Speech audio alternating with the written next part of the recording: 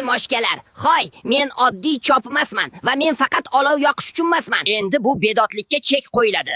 Bu qizil qalpoqchamning tagida nima yashiringanini bilasizmi? Ya, bularning gapini qarang. Qip qizil qalpoq kiyib olib. Jinni bo'ldingmi? Bu oddiy cho'p emas. Voy dod.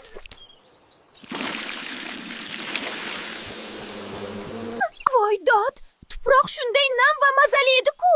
Tezroq qanotni ishga solinglar, bu psixopat hozir portlaydi. Kallasidagi qizil narsani ko'rmayapsanmi?